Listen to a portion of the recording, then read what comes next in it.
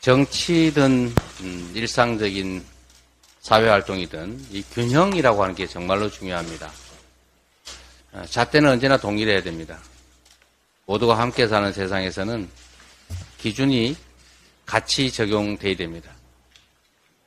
잘했든 잘못했든 옳든 그르든 동일한 잣대에서 판단하고 평가되어야지 사람에 따라 상대에 따라서 달라지면 안 됩니다. 말씀드렸던 것처럼 이번 비례 제도를 두고 불가피하게 우리 더불어민주당이 준위성정당, 본질은 위성정당이 맞다. 그리고 그렇게 할 수밖에 없었다라는 점에 사과 말씀을 드리면서 준위성정당 창당이 불가피하다는 점을 양해해 주십사 말씀을 드렸습니다.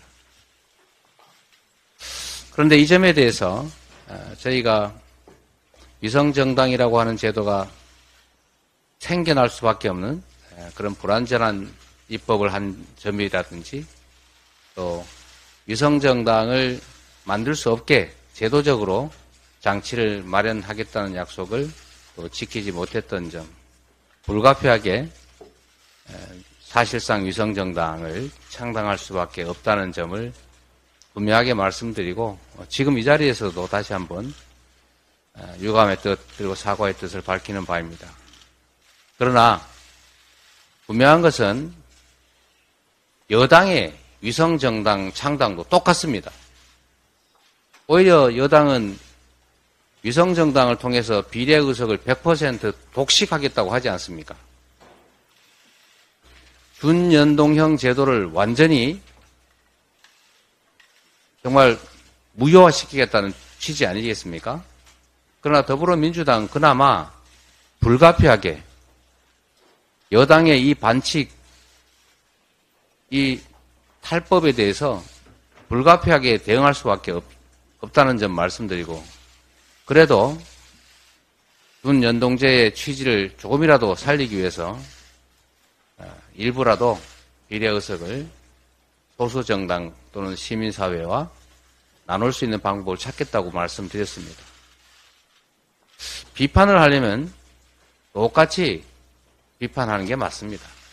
또 그에 대해서 저희가 그 비판 충분히 받겠습니다만 그리고 감수하겠습니다만 여당의 이 100% 위성정당에 대해서는 뭐 당연하다 이렇게 평가 판단하고 야당의 그래도 비례대표제 그중에서도 연동형의 취지를 살리겠다는 이 준위성정당에 대해서는 다른 잣대로 비방하는 것은 균형의 관점에서 옳지 않다 이 말씀을 드린 바입니다. 특히 내 눈에 들보는 안 보고 남의 눈에 티끌 찾아서 비판하는 태도 정말 옳지 않습니다. 나는 해도 괜찮고 상대방은 절반도 하면 안 된다. 이런 태도 결코 옳지 않다 이런 말씀을 드립니다. 균형 감각, 공정성 매우 중요한 가치라는 말씀을 드리는 바입니다. 비슷한 맥락의 말씀입니다만 윤석열 대통령의 특별사면 그리고 여당의 공천 접수 참 납득하기 어렵습니다. 윤석열 대통령께서 김기춘 전 비서실장, 김관진 전 안보실장 등등에 대해서 특별사면을 한다고 합니다. 범죄가 확정된 지, 유죄가 확정된 지 일주일 만에 또 사면을 단행하는 것 같습니다. 거부권도 남용하더니 사면권도 남용하는 것 아닙니까? 유죄 확정되자마자 바로 사면하면 사법제도가 왜 필요합니까? 그냥 유무죄 판단, 집행 여부도 그냥 대통령이 다 알아서 하면 되지 않습니까? 이런 걸 바로 군주 국가라고 합니다. 대한민국이 왕정 아닙니다. 삼권 분립 제도가 있는 민주공화국입니다. 공화국의 가치를 훼손하면 안 됩니다.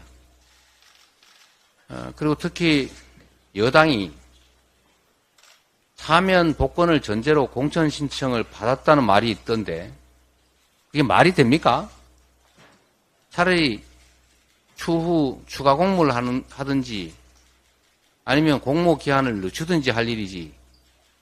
이분 사면 될지도 모르니까, 나 사면 될지 모르니까 공천 신청하면 받아주겠다. 이게 어떻게 말이 됩니까? 고수톱이야 짜고 칠 수 있습니다. 네? 그런데 어떻게 국가 사명권을 놓고 이렇게 짜고 할 수 있습니까? 약속 사면입니까? 약속 대련 얘기는 들어봤어도 약속 사면 얘기는 오늘 처음 듣습니다. 국정은 장난이 아닙니다. 국가의 운명을 놓고 국민의 삶을 놓고 엄중하게 임해야 합니다. 김태우 사면해놓고 바로 공천하지 않았습니까? 지금 제2의 김태우 사건 만드는 것입니까? 국민이 맡긴 국가 권력을 이렇게 남용하면 권력의 주체인 국민들이 용서하지 않을 것입니다. 이번 총선이 바로 이런 국정 난맥에 대해서, 권력 남용에 대해서 심판하는 선거가 될 것입니다. 이상입니다.